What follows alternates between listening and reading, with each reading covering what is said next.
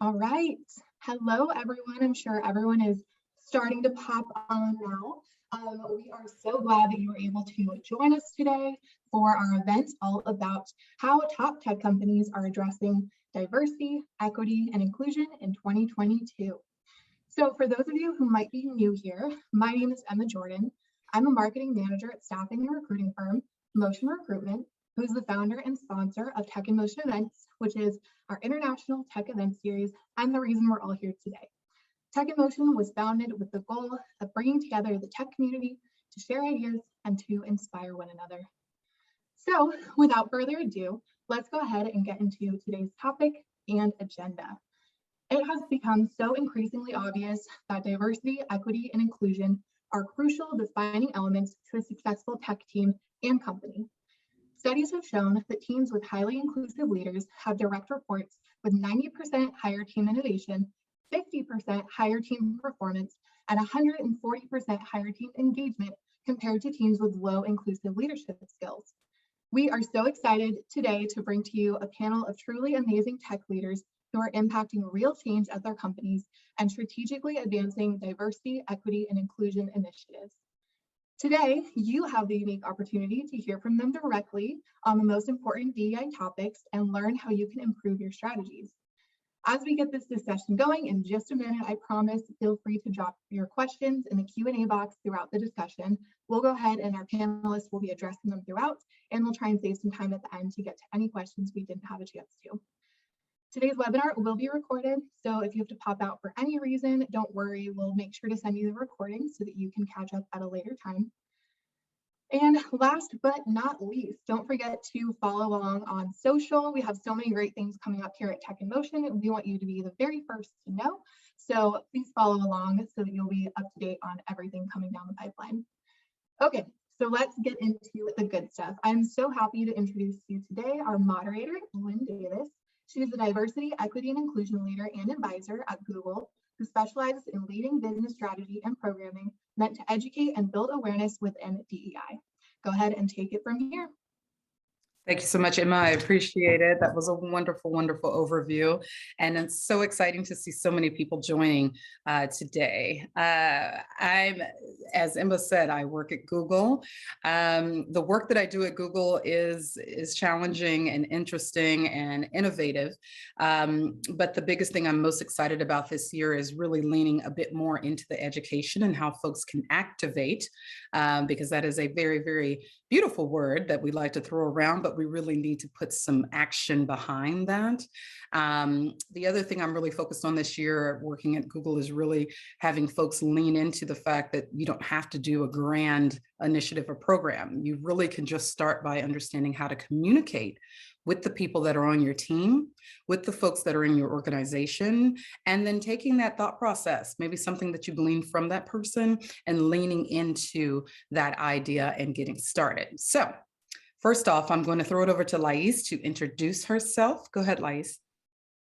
Great. Thank you so much, everyone. And hi, everyone. It's a pleasure to be here. So I am Lais. I'm from Brazil. So I work in Avenue Codes, an international company with focus on technology markets. So it's a consultant company as well. So a hard market because technology is warm, developers is warm as well. And my main focus in Avenue Code is to be a diversity inclusion analyst. So we started to work in a strategic way. Diversity inclusion has more than 2 years ago. So I started with a small team, and now we have more than 30 persons inside the team. And my main challenge is my main goal and probably my passion inside this topic is understand diversity, inclusion, and equity. So inside my company, we need to understand diversity is everything that we look around. So how many women we have inside the squad, how many Black people we have inside my team. So I need to understand this diversity. And with this data, I need to understand how can I develop everyone in the same way, but with different tools, with different resources. So respect it different. And with that, all the actions for inclusion. So do I need to talk about a specific topic? I am talking about Black people. I am talking about religions. I am talking about something inside the company. So this is my main goal inside the company and my passion work. Thank you so much, Lais. We're throwing it over to Ashley. Hey, everybody. My name is Ashley Jordan. I am VP of Operations and Strategy at Rework Training. So Rework Training is headquartered in Chicago. We are about 6 years old, and our bread and butter is training what we refer to as overlooked talent. So that's primarily Black and Latinx talent for entry-level jobs in tech sales. Folks that don't have 3 to 5 years of previous work experience, don't have certain degrees, and we partner with companies, tech companies, who are looking for diverse candidates. Of course, representation is not enough, and companies have started to ask us in the last couple of years, like, hey, can you help us also be more equitable and inclusive in addition to helping us with our diversity? So I built our corporate diversity and inclusion program, and I am now leading that, and I'm excited to be here today. Thank you so much, Ashley. Shout out to you for taking that initiative. Colin. Thank you so much. Thanks for having me, everyone. My name is Colin Espinalis. I'm out here. I see a few Chicagoans in the chat. So I'm out here also in Chicago. And I'm a program manager at LinkedIn on our diversity, inclusion, and belonging team. On that team, we have a few different pillars, and I sit specifically within our growth and development pillar. And so my work is really around creating or working on programs that are aimed at career development for all employees, regardless of background. And it's been a really exciting aspect, and I think especially coming to a team that has such different focus areas for us, so we can really dive in and say, we know the importance of development and how that plays into retention, how that plays into what representation looks like, and to be able to focus specifically in that area within the larger strategy of our diversity, inclusion, and belonging. It's really great work, and challenging work, as we were saying, but really a passion of mine, and something that I feel very fortunate to get to live out at our company. Thank you so much, Colin. And as we continue the conversation, just want to throw this little tidbit out there that we all work for these wonderful companies, and we're doing this amazing work and really trying to drive it. But today we're speaking from our perspectives versus just from the company. And so I want to throw that out there for you all, as we'll be sharing our experiences, our insights, tools, anything that we've done to really drive this work. So Ashley, I'm coming over to you first. With this first question, how do you effectively build an inclusive organization and or team, where you can bring your authentic self and people start to feel like they belong? And furthermore, what are the ways in which you would like to ensure an inclusive culture and continuously improve upon it? Yeah, absolutely. So there are a lot of different ways to get started with diversity, equity, and inclusion at your organization. So I'll just talk about 3 things that I think are an absolute must for this work. And the first thing is that no matter what you do, no matter what processes or practices you have in place, if you don't have diversity in leadership and upper and middle management, employees are not going to show up entirely authentically, particularly the ones who feel like they're not represented in diversity and leadership. And the reason is because, again, no matter what processes and practices you put in place, the ways that your leaders act and think and work are going to inevitably serve as the model for what's expected of employees and how they act and think and work. So if your leadership looks like all kind of look the same and all have similar backgrounds and aren't diverse, then employees who don't see themselves reflected in that, they're going to be like, nah, this isn't for me. Like the ways that I act and think and work and who I am in my authentic self, that's not acceptable, or it's not entirely acceptable. So you have to have diversity at every level if you actually want to have inclusion. A third thing, and it's somewhat related, is the behaviors that you praise and reward. So the behaviors that are not necessarily obvious. So good employees contribute to your bottom line, but they also contribute to your culture. So if you have good employees, so good employees do more than just achieve good or exceptional results. They also are kind and considerate. They also are team players. They speak up when they feel like something isn't right. They take constructive criticism really well and admit when they're wrong. But sometimes leaders only praise the behaviors that, drive the bottom line and are obvious. So praising all sorts of behaviors so that all good employees, not just the ones that are, results oriented, feel valued and invested in and like they belong. And a third point, in addition to diversity at every level and minding the behaviors that you praise, is also ask your employees. So if you're getting started in this work, you want to undertake a DEI initiative, you want to create an inclusive culture, the worst thing you could do is assume what people need and not ask them. So get them started in the conversation early. It is antithetical to inclusion to rely on your perspective or leadership's perspective to create like a sort of prescriptive effort in terms of like what people actually need. So get all of your employees started on the conversation early and ask them what they need to feel more included.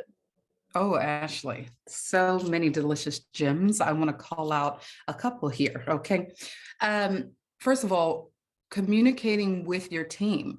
There's something in communication when it comes to listening versus hearing. And you were kind of digging into that point, right? Really focusing in on what your team needs. But I think one of the biggest things too is understanding how to hear the story that the person is trying to convey to you. Because if you can hear the story, then you yourself as that leader can act upon that story, and that person will then build that pathway with you to trust. But it's playground roles. If people don't know who you are, they can't trust you. It's that simple. In real life, I don't let people in my house that I don't trust. Lais, any thoughts on this? Yeah, I totally agree with Ashley. And I would like to add just something that sometimes I did a lot of benchmarks with a lot of companies in a different way. And one thing that I realize a lot, that we have a huge team or a small team inside the company, and they have all the strong to do amazing work to move forward with diversity, inclusion, and actions, an amazing program to hire diversity groups. But when they need to show up for leadership or directors, they are facing the blockers. Sometimes, oh, we don't have time to do that. Oh, we don't have budget for that. But we know that we have budget for everything. But the most hard to me when I'm doing this benchmark is to understand it's better way to start to build a team before to talk with the leadership. Sometimes I think it's better to schedule one-on-one with your director. Let's talk about diversity. Tell me a little bit if you already have work in a diversity company. Do you know something about diversity? Because sometimes diversity, inclusion, equity, the people think it's the same way, it's the same thing, it's the same meaning. It's not working. So for me, it's that. So before to start any actions, let's listen and let's ask for the director. Let's talk with leadership positions, talk about that, share knowledge, share data, share resources and everything before to start a team or before to start the actions and everything. I think it's better. Absolutely, Lais. Colin, I'm going to throw this over to you, our next question, which is a great segue here. So a lot of times we have DEI teams operating internally within businesses, within an org, within HR, and sometimes we have partnerships with third parties, right, external to the company. My question here is, what are some of the benefits of having a dedicated team within a company, whether you're partnering externally or whether you're partnering internally with HR? Yeah, that's a really great question. I think obviously the benefit is that your team is in the company, right? I think there's just something about being ingrained, whether it's just hearing it from the perspective as an employee, getting to connect with other employees and listening. I think there's something about being able to infuse that with what I'm doing as a work and how I identify as an employee. It just really takes it. But I do love that there's kind of these three components. And I almost think that regardless of where it is, all three components still come into play, right? Like in my work, I partner a lot with those third parties, right? How are we thinking about education? How can we bring it back? You're not a part of my team, but you're now kind of a part of my team. And I think especially that HR, DEI, DIBS, whatever, however you're calling your team, that partnership is so important because it's something I think you can't have one team focused on it. Mm-hmm. Everybody has to have that focus, but you also can't have one team kind of have it as like their side project, right? So it's nice for us. We have our focuses. We have teams that are saying, how are we thinking about all aspects? Where does that strategy come into play? Now, how are we looking around the business and saying, how do we pull those levers? Where do we partner? Really start to show that it gets infused. And then to go back to that point, where's that third layer of when we have those gaps, how do we bring in the partnerships? How do we start to infuse that as well, just to continue to enhance all the work that we're doing? Absolutely, Colin. Ashley, what about you? You were such a tool, intricate tool and resource in developing DEI within the space that you're working in now. Talk to us a little bit about how you approach this. So if we're speaking specifically about the differences between like third-party consultation, which is what I'd provide, and what something like Colin's team would provide, I think there are definitely pros and cons to both. The best outcome is if the two teams are working together, but internally, no one is going to know your company as well as your internal full-time staff. So there's a lot of discovery that I have to do in the beginning when I start working with the company, a lot of one-on-one interviews, a lot of digging into processes, a lot of conversations to get that understanding. And I'll probably never understand it as well as someone who's worked there for, a handful of months or years.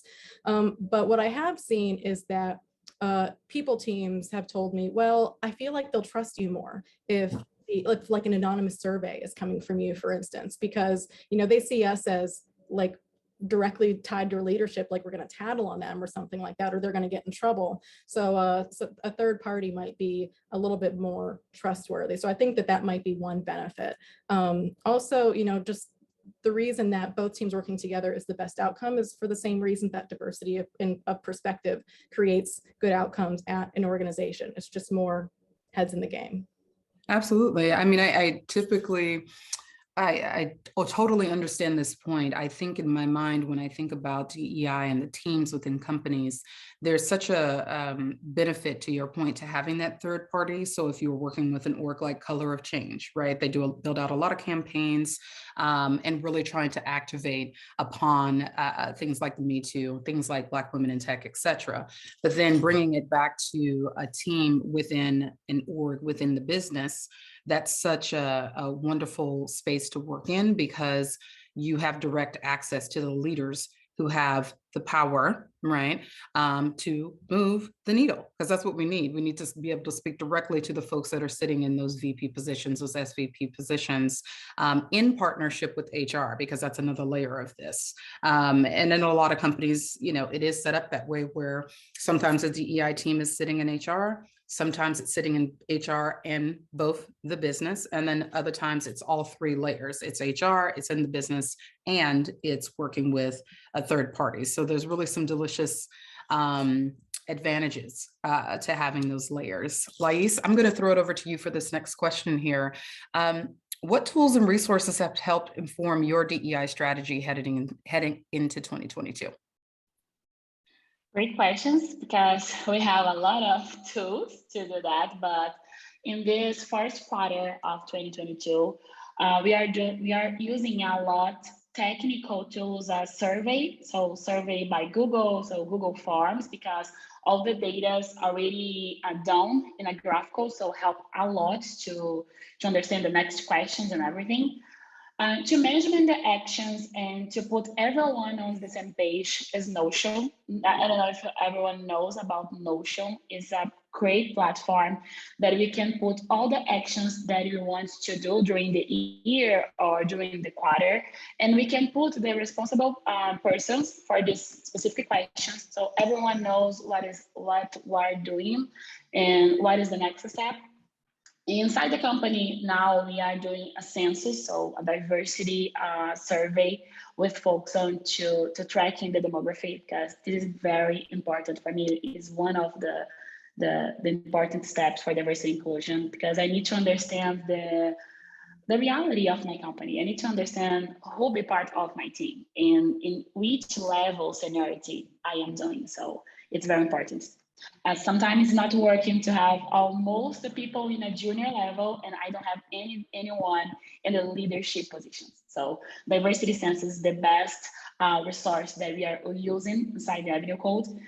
And now LinkedIn. I know that we're using LinkedIn a lot, but not for recruiter. So not using LinkedIn recruiter or LinkedIn sites to find the candidates, because they are not appeared in LinkedIn recruiter. You need to look for groups, for each minority groups. We have a lot of people share posts and important information, just one like in the publication, so in the post. So now we use this. So survey, for example, in Google, no-show diversity census, so a diversity survey inside the company, and LinkedIn in another resource. Thank you, Lais. Yes, the surveys are, again, a wonderful, wonderful tool. Sometimes people, shy away from them because it feels like it's another step that they have to take, another thing that they have to do. But I like this idea of keeping them anonymous. Those are always options. So you can get that data, you can turn that into trends and insights, and it makes it easier to present, right? Colin, is there one thing that you like to use? Do you like to use surveys? Do you like to use trackers to track activity and initiatives? Yeah, that's a really great question. I'll tie it back to some of the programs and stuff specifically. And I think that can also play into a larger strategy when you're thinking of building it. But when I'm looking at my programs and thinking about successes, how are we growing them? I think surveys obviously are a really great way to get the feedback and figure out how to make those tweaks, what's resonating with your communities. I think another thing that's just easy to look at, and I think sometimes tells those stories to leaders, is what does retention look like? And what does the promotion rate look like? What's that trajectory look like? And again, for my programs that are specifically on that growth, knowing that someone took part on this and now they've been promoted to manager to first line, like it's such an easy way of pointing and going, look, this is successful. It's helping our retention. It's helping our numbers. It's inspiring others to continue to invest in themselves and be a part of this community. So I think I would add 2 additional ones on top of those surveys. Mm-hmm. Absolutely. Absolutely.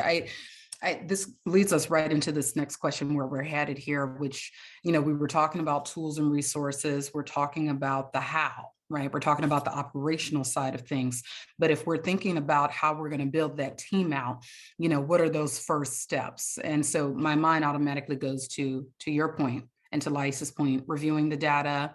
Should we launch a DEI council, right, amongst leaders? Should we have a DEI comm strategy? Are there volunteer opportunities that we can pull volunteers into to really synergize whatever that initiative is? Should we develop a working group model? Those are kind of some of those examples. But Ashley, throwing it back to you, what do you think those first 3 steps? And again, to everyone that's watching, this is not a recipe. These are thoughts, and insights from everyone here. But Ashley, what do you think those first 3 steps are, and what does that look like to launch a DEI team? Yeah, absolutely. And I can tell you what we do with companies as our first couple of steps. And the first one is exactly as you mentioned, assemble a team. And that team can look like a lot of different things. It could be a full-time DEI team, but not every company can necessarily afford that. It could be a task force or a committee made up of full-time employees who have other roles. And it could also be made up of full-time employees and then also third-party consultants. Now, if you're going to do a committee of full-time folks who have other roles, leadership 100% needs to be represented there, or the efforts are just going to fall apart if leadership isn't a part of it and championing it. But assembling the team isn't enough. You have to empower them. So leadership has to be committed to change. Otherwise, any recommendations that your team makes are they're not going to see the light of day. And I've seen that happen a lot of times where companies have a D&I team in name only. Mm-hmm. And nothing really happens as a result. So in addition to leadership actually being committed to change and giving them the opportunity to affect change, D&I teams, especially, I'm speaking for those folks that are full-time members with other roles, you need to pay them for their work. You absolutely cannot expect employees to volunteer to make your company a better place to work and to put money in your pocket, because it sends the wrong signal and the wrong message that you don't value DEI work as much as you value other work. And 2, it's not effective. People are going to prioritize the work that makes them money, so you need to pay them for it. Right. Right. No, I mean, that right there is the point of the day. If you wrote down nothing else, write this down, that when you're developing a team, it cannot just be a side project or a 20% project. It has got to be a team that is actually paid. And these are roles that people are taking on. I think when I think about developing a DEI team or just a working group, to Ashley's point, these folks have to be on payroll. That's first and foremost. Secondly, there should be a DEI budget, not a budget of $10,000. That's not going to cut it. That barely cuts a speaking fee, okay, for the people on this panel, including myself, if I'm being real. So you cannot have a small budget. You have to have a budget that resembles something very close to what you would have if you were developing a product. I'm not saying 5 million. That would be nice, but I'm saying be intentional about the funding. You know, your company, if you work for a company, a major company, they have the money. So push for that money. The third thing is like putting someone in place, helping those leaders understand how to activate. So you got to get yourself a PGM, a program manager, a project manager in place to helm that team and lead that team. To some of you who have not worked with program managers, ooh, it'll change your life if you get one. It'll change your life, or an operations strategist, I promise you. These folks are very much in the know of how to get work done. And if they just so happen to have the DEI lens, your initiative and project and program will move in the right direction. So shifting for just a bit around finding and attracting diverse talent, Colin, I'm going to start with you. How are you adapting and supporting hiring practices that are visible within your company to find and attract those diverse candidates? Yeah, that's a really great call. And I feel very fortunate, you know, with being on a team that's as large as we are, that there is so much focus. We actually have an inclusion recruiting team that doesn't even sit on the diversity recruiting or diversity, inclusion, belonging team. We partner with them, we work with them, but they kind of have their own strategies. But what I really think is helpful for them, or just in general, it's helpful is, you know, a couple of years ago, LinkedIn put out our goals. What are we going to do? How are we looking to grow our talent? We made it very public. We're trying to specifically in the United States, double Black and Latino leadership by fiscal year 2025, right? And what that does in shifting mindset, it allows you to, as a recruiter, become very intentional by what you're recruiting. And I don't want to, I want to reiterate the word intentionality rather than saying like, you now have a quota, right? Like, right. I think those are two very different things for a recruiting team to hear. And I think like, if you think about even Brian Flores, right, from the Dolphins coach, who's the lawsuit with NFL, right? Like, I think that's a perfect example of how like a well-intentioned thing that came across as quota didn't actually get the results that they were looking for. And so I think that intentionality of this is what our goal is. How do we implement that into our workflows? How do we change our workflows, knowing if it's not getting us to where our goals are? Really, really helps. So almost goes back to just what are you trying to accomplish? How have you determined that? And then how do you cascade that to the entire department? Absolutely, Colin. I mean, and that's a great example about the NFL. They had good intentions. They had some folks in the room, but they didn't have people in the room who know. You got to have people in the room who have lived experience, who have cultural IQ, emotional IQ, in addition to people who understand the guidelines, the policies, the legalities. Lais, any thoughts on this around hiring practices and how to utilize them in the best way possible?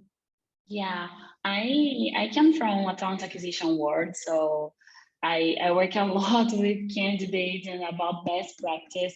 And one thing that I realized during this process that we don't look with a very importance to each profile on LinkedIn, for example. We just look around, so how many years of experience Colin has? Okay, he has the years of experience enough for my job. Okay, I will send the message. We never look around the last experience, his country, his post, his project that he are working. We never look around the reality beyond the professional. So in my experience in talent acquisition, and we done a training for talent acquisition yesterday actually, we are doing this work. So just to understand where is the talent? It probably they are not on LinkedIn. They are not in an easier way, and this does not mean that they don't exist. It's totally wrong with this idea. So in my perspective, in talent acquisition, it's very, very important to understand the reality each one candidate.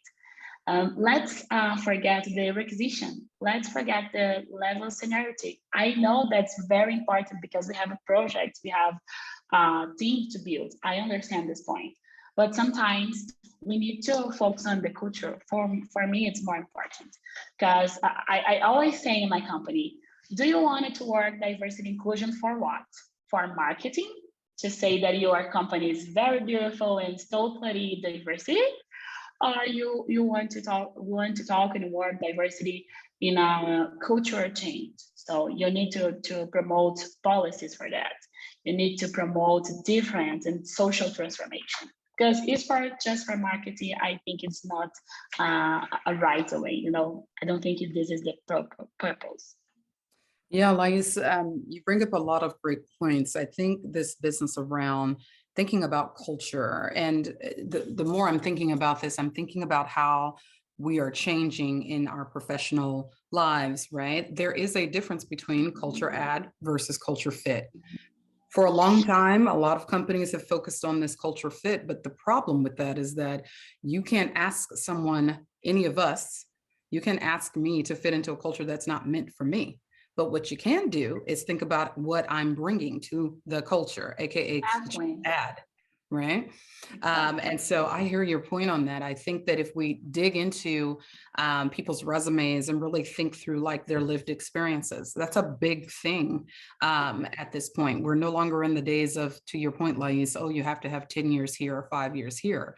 Well, what about the 10 years you spent in marketing versus banking versus you might have been a barista, which means your people skills are through the roof, right? Your soft skills are very much on the board, right? So I think that we need to think more about that culture add versus culture fit.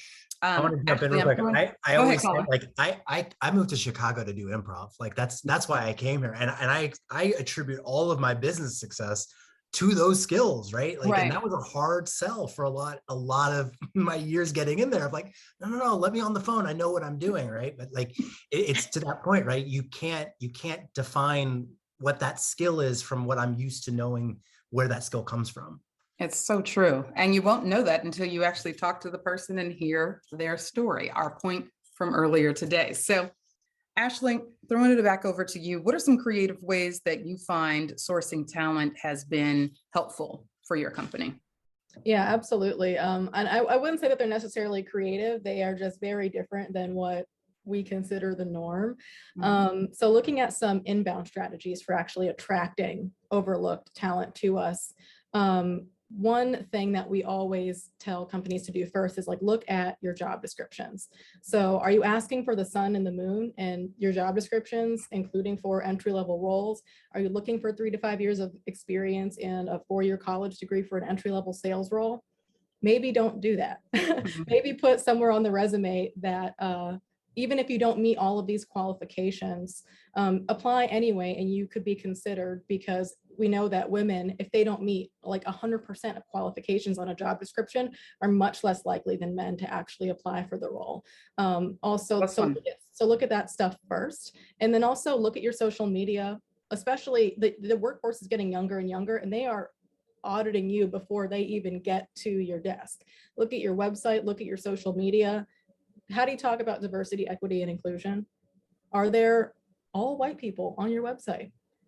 If that's the case, you might have some changes to make. And those changes don't mean taking your handful of employees of color and putting them in the front on a picture on your homepage. It means actually growing a more diverse employee base. So you might have to kind of do some things first before you can actually attract diverse talent, as opposed to just like, casting out a wide net and hoping that you get a couple of bites. But those are some of the first things that we look at companies we work with. Absolutely. That leads us right into the next discussion point here, which is about retaining talent. A lot of times we cast that net, and everyone last year, particularly after George Floyd's murder, right? Everyone changed their strategy, numbers changed, we dug into equity, et cetera, et cetera. And 2025, Colin, to your point, is, and still is the marker to reach parity. So with casting that net out, we're pulling in folks, we're meeting our numbers and our goals to hire Latinx plus, Indigenous, Black plus, to these companies, but are we keeping them? And so kind of starting us off here, Lais, what do you think some of the ways of which we can retain talent? Should we be building pathways from the moment that they get into the company? Should we have better programs built so that when they get into the company, they not only feel welcomed, but they understand how to move in and out of the company as well? Great. I love this question. I think talent is the most topic voted when we are thinking about diversity. For me, let me give an example inside my company that are happening right now. We started the second generation for people with disabilities in Brazil. And this program is totally focused on to developing their career inside the internal areas that we have. And they are totally free to choose for area they want to go. And when we are started to think about persons with disabilities in Brazil, we need to give training for everyone. We need to talk about that inside the company. Because sometimes we think, okay, person with disabilities, I know everything about that. But every day we are doing microaggressions for persons with disabilities. So the first step, we need to talk about the subject. We need to share this knowledge and exchange knowledge inside the company. And when we open job opportunities for a specific group or for everyone, and they start in the company, it's more easier to see themselves inside the company. Oh, already done something for persons with disabilities. I am seeing myself in a team member in my squad, for example. So in my current company, and when I am doing the benchmark with Google and the banking and other companies, I understand this is the best way, because sometimes we open the job position and we hire a lot of people, and when they are inside the company, they don't see anything about the subject. They don't see any budget for any actions with folks on this group. So for retention talents, for me, it's best important is to talk about. We need to organize groups, early groups, affinity groups to talk about the subject. We need to promote discussion with everyone. So it's very important. One advice that I'm doing right now is to schedule one per month, a moment with all the company to talk about something. Okay, so usually they choose a topic. So let's talk about person with disabilities. Let's talk about diversity cultural. And we open the camera, open the microphone and talk about that. And it's more than survey, it's more than hiring process, but sometimes they choose to keep in the company because of that. Absolutely, Lais. Colin, any 30 seconds thoughts wrap up on this question? Yeah, two points, I think, and to double down on that, employee resource groups, I think, are just like one of the great ways of creating those communities and making people feel seen, making them feel like, oh, there are other people here that are like me and I can see myself and where I can grow. Those communities really keep people around companies. The other thing, I think this plays a lot into the programs I work on. I feel very fortunate, like growth and development is really around how do we continue to grow you at your company? And I think some of the cool byproducts I've seen is obviously you're growing your talent, but then you're also inspiring new talent. Right. One of the programs I'm working on now, I've been trying to say, let's take alum from past cohorts who are now at that director VP level and have them talk to the people going through this program. And it really starts to show, oh, it's not just a face on a flyer that I saw when I applied here. It's a person that I can talk to. I can hear their story. I can get on LinkedIn and look at their story. And it really, I think, just, we all know when you see someone who looks like you who've gotten that place, it tells you can do it, and it tells you can do it where you're at, and I don't have to leave to go do it. And I think that's, obviously that's the definition of retention right there. Absolutely. I think accessibility to the folks that are in leadership roles is super important. So having that open door policy, which is a lead into sponsorship and mentorship. Those are two different things. But if you have separate programs built around those two attributes, it could be a powerful elixir, right? To continue to build a pathway for folks that are trying to reach their highest, to elevate themselves, to get to that next level. Stepping a little bit into effectiveness in measuring success. Lais, we're coming back over to you.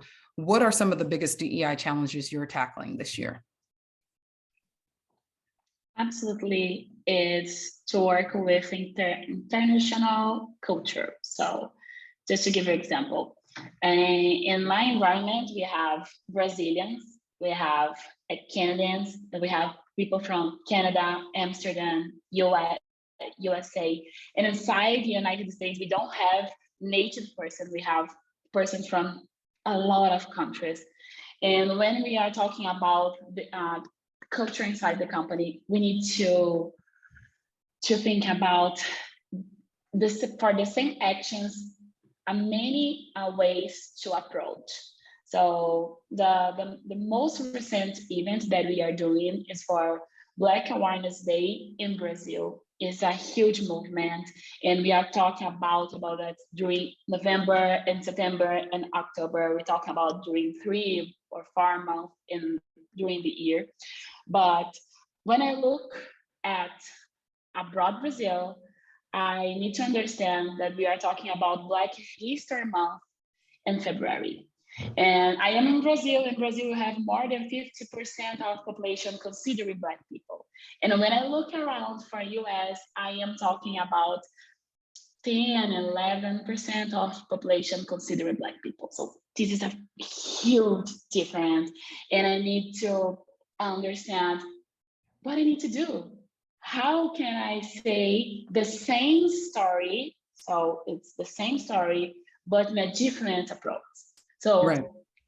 Yeah, what I'm doing right now is to talk about with Black people in another country. So this week I talked with a Black woman and mom in Amsterdam to understand her reality. It's totally different as a Black woman in Brazil as mom. So it's the bigger challenge that I have today. Absolutely. And you bring up such a great point. The things that affect folks that are in the EMEA region versus the MENA region versus the Americas. I know those are some acronyms, but feel free to throw those into Google and look them up. They'll shoot out the abbreviated definitions for you. But most companies have their regions broken down by the Americas, EMEA, and MENA. And each of those regions all have different needs, whether they're focused on women plus, whether they're focused on disability and accessibility, whether it's a focus on Black plus, Latinx plus, Indigenous, but all of these things, you're trying to find that story that is relevant to that region and to the people that are in the region so that you can get work done. That is absolutely a challenge because you're trying to explain to your team why we need to focus on this group of folks in this region. I absolutely hear you on that. Ashley, any thoughts on that in the 30 seconds? Yeah, absolutely. Some of the companies that we work with have definitely been like, so we want to work with you for DEI, but our international teams are telling us that's an American problem. That's not a problem over here. And similarly, a lot of their white employees will be like, or their white male employees will be like, that's not going to benefit me and not for me. So I don't really see why I have to participate. And coming from operations and strategy, very, very process-oriented way of thinking, my answer is always that, diversity, equity, and inclusion doesn't happen on top of or next to our work. It's the product of doing what we're already doing the right way. So when we hire effectively, when we have processes for reporting discrimination, when we have managers who lead with emotional intelligence and are actually trained on how to interview, as opposed to just like being allowed to do it without like haven't even read an article on how to do it. You know what I mean? When we have those processes and those practices in place, everyone benefits from that. It's not a color thing. It's not a gender thing. It's not a sexual orientation thing. Everyone benefits from doing processes the right way. And then we naturally get the diversity, equity, and inclusion that we're looking for. Absolutely. If you build it into the business, you don't have to think twice about it. It just becomes a muscle memory. And now you're focused on all of these things you're prioritizing. Absolutely. Colin, how are you setting and tracking your goals to measure progress? Yeah, great question. I think, again, high level from my position, it's been that retention, the ZVS scores, the promotion rate. And so I think when, that's specific my program, but I think even boiling that down, representation, retention, right? Like however you're figuring out what that looks like within your organization, what are those goals you're creating based on your findings, looking at your representation and your retention. And then I think the layer to infuse to make sure it's being successful is you have to really reiterate that your stakeholders are tied to these metrics. They understand the value, they understand why, and they're being held accountable so that you can actually make the change. Because I think a lot of times, and again, that pushes a lot of people who are just trying to get into the work out of it, where they're putting forth these efforts and they're trying, and you running into that brick wall. You're saying, I'm creating these efforts and nothing's actually sticking. And typically it's because there's just not that accountability piece. It's falling on the wrong people. Absolutely. Speaking of successes and outcomes, from those measurements, Ashley, how has your company kind of realized these initiatives of best practices, and how have they either looked at it in terms of like a retrospective? What are you continuing? What are you stopping? What are you pausing? Yeah, so probably the biggest question that we get, and that we've always gotten before we even had a corporate D&I program, because we train overlooked talent, was companies coming to us and being like, we can't find diverse talent anywhere. We're looking, we swear we're looking, we cannot find it anywhere. And the way that we help those companies is by plugging them into this huge community that we've built of diverse talent who are job ready. And then now we can also help them with the best practices for hiring for diversity. And what we've seen through that work, the outcomes are tech companies who have, we train people specifically for tech sales. So what we've seen is tech companies whose sales teams they've completely changed the face of their organizations and their sales teams. They're incredibly diverse now. Some of the most diverse teams that I've ever seen, after working with us for a couple of years and being plugged into our community and agreeing that, yeah, maybe we should wipe this degree requirement from these entry-level roles because it's not performance predictive and it's not doing us any favors in terms of like who we have to select from. So those are some of the biggest outcomes that we've seen. Absolutely. Thank you so much to our panelists for today. We've had a really wonderful discussion, very rich. Emma, shall we jump into some audience questions? Oh, we have 2 more minutes. Okay, good. So let's dig into this advice. What kind of advice would each of you give for those who want to be advocates in their organization, but they're not sure how to start? Colin, I'll start with you. Yeah, great question. I honestly, I know I'm such a people person, so I hope that doesn't like skew my answer, but I honestly think like listening is such a huge component. I think to everyone's points, like goals, like you have to look at those numbers, you have to hear what's going on, but the other thing is like, that is not static. That constantly can change. And so if you're not plugged in, or you think like, hey, I took that survey in June of 2020, we got everything, we're done. Like, no, you need to go back, you need to listen again. You constantly have to be evolving and figuring out what that is. I think that component, and then obviously we've talked a lot about like that data, knowing where your organization's at, but I really think those two pieces together is really where I recommend starting. Ashley. Yeah, that's a really good question. And that's something that our volunteers ask me all the time is how can they be better allies? And I think Colin said it perfectly. I don't really have like a different thing to say other than like, listen, if you haven't been exposed, so we tend to hang around the people that we look like, right? That's just how it goes. So trying to find ways to expose yourself to other cultures to develop that cultural competency, whether it's through volunteering or engaging the people that maybe you wouldn't normally talk to at your organization, and not assuming that you know what the problem is. Because if you try to go to leadership and be like, so I feel like there's a problem with our diversity, equity, and inclusion, but you haven't even talked to the people most affected by it, you are starting exactly on the wrong foot.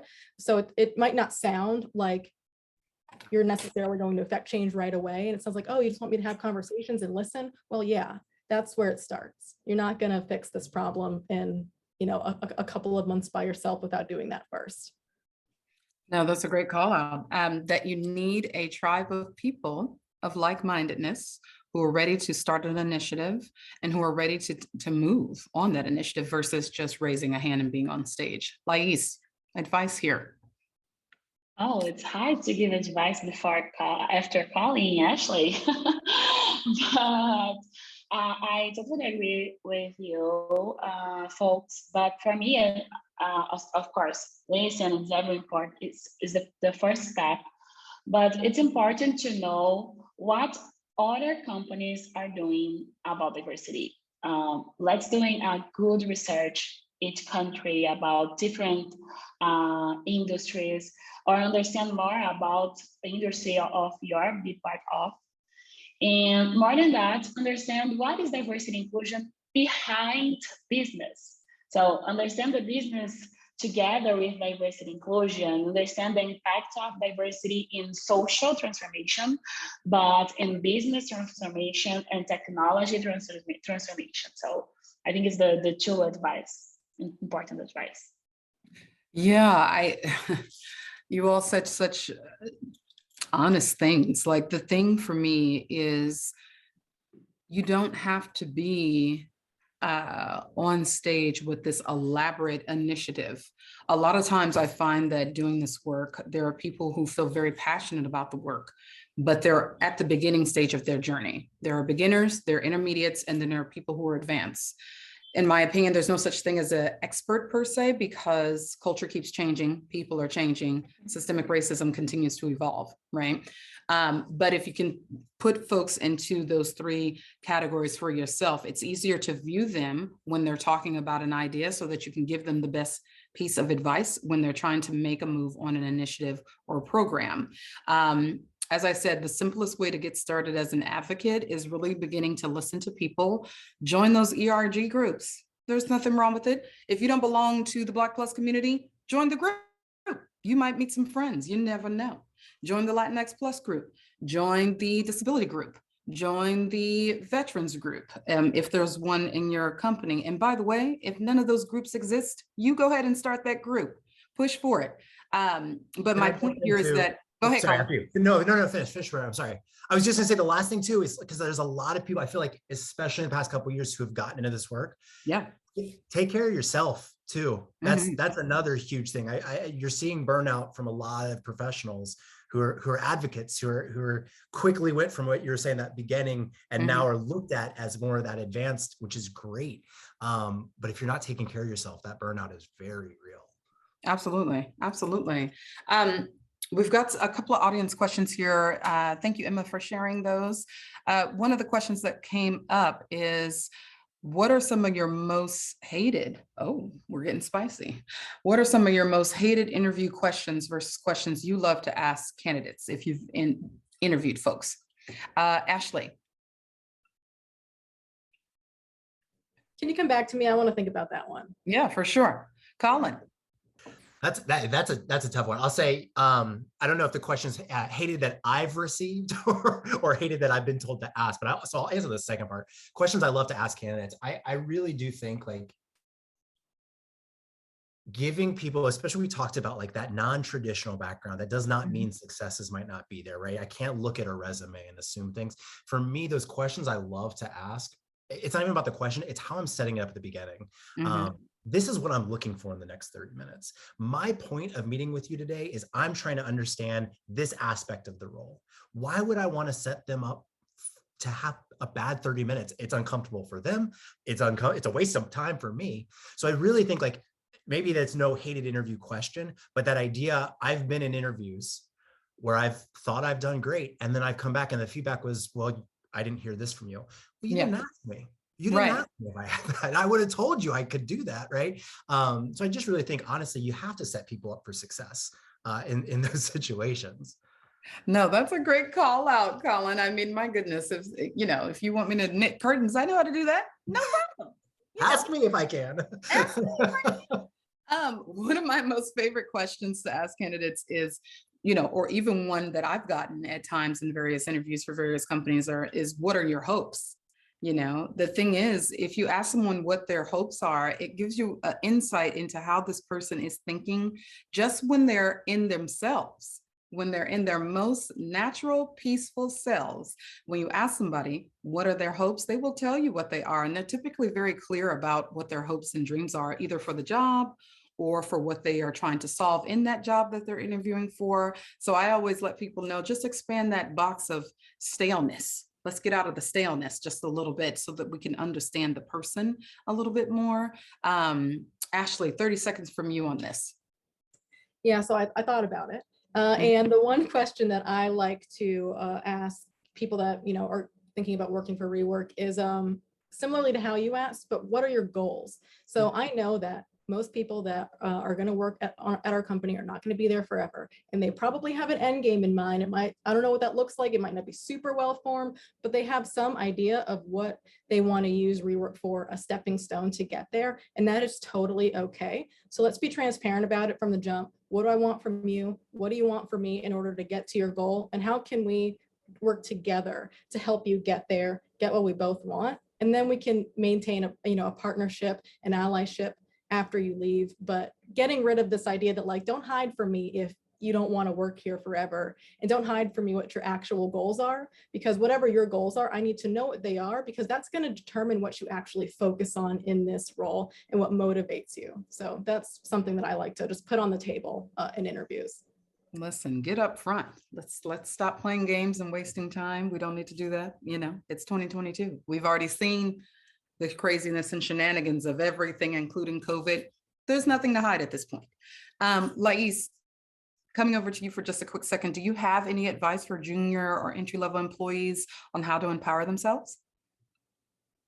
So for juniors, companies and employees that would start this project, right? Yeah. Okay.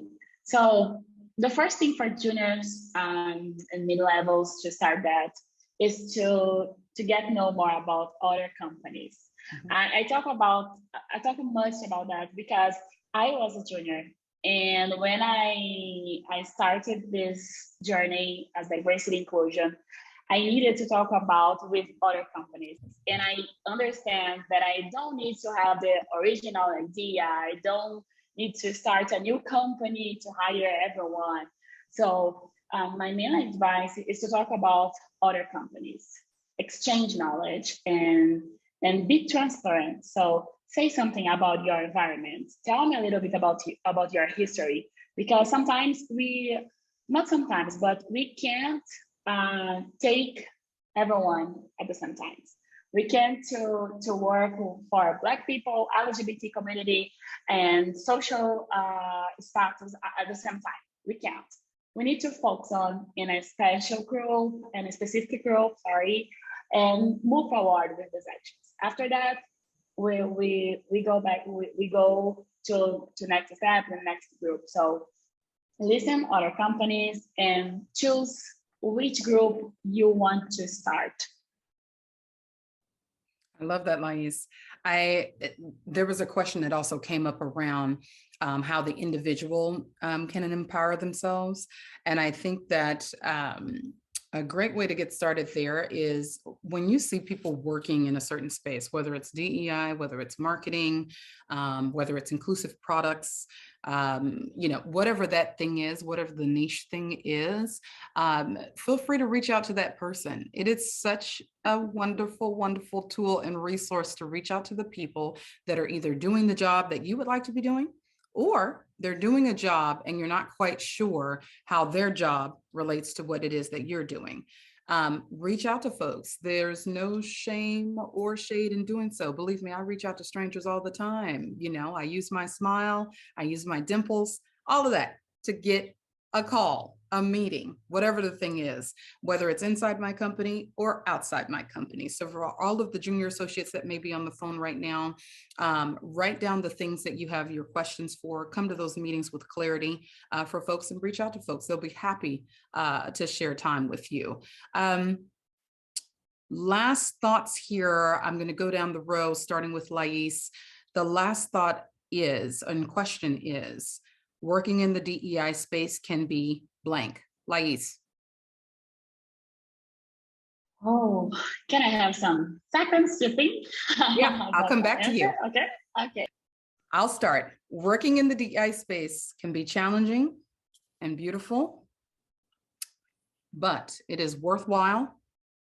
And if you have a team, you have budget, and you have grit, you can do so many amazing things in your company, whether your company is 26 people, whether it's 15,000 people, whether it's 100,000 people.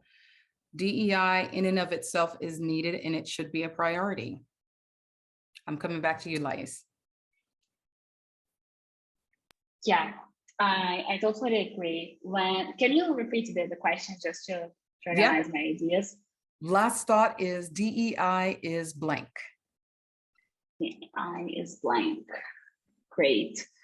For me, it's very important to understand what is blank when you are thinking about your company.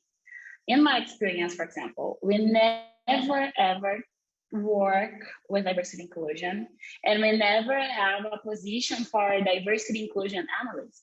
So diversity inclusion is blank for us when we understand this reality inside the company. And so, as you said, I think it's important to bring new initiatives, bring new thoughts about that, and understand that you are working with diversity inclusion, but you need to change your approach inside your company. You need to change your goals inside your company about that. Absolutely, Lais. Absolutely. Yeah. Thank you.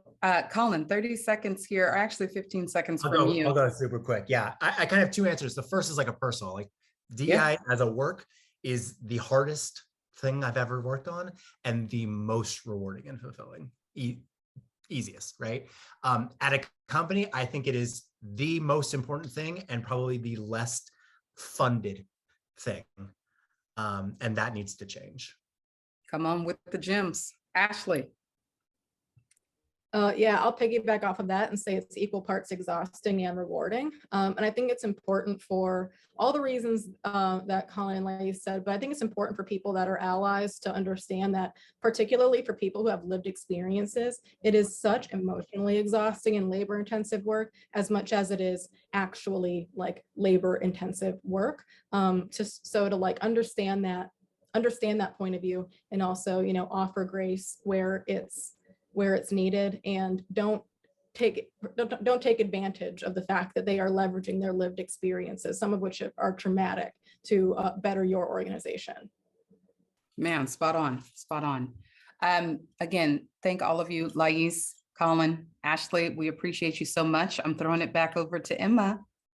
All right. Yeah, thank you all so much. That was seriously such a good conversation. I feel like we could have done 2 more hours easily. You guys have so much great insight to share. I can see from the chat already just so many takeaways that people had, and just such an impactful conversation. So really, thank you to each of you for taking the time to participate in this and share with everyone just the wealth of knowledge that you have. For everyone tuning in, thank you for being here. I really hope that you had some impactful takeaways. I'm sure you did. And then again, don't forget to follow along with Tech in Motion. We have some great events coming up. Our next one actually on March 10th, all about women in design. So it's gonna be a really interesting conversation. Look out for the announcements about that event so that you can RSVP, and we will see you then. Thank you all. Goodbye.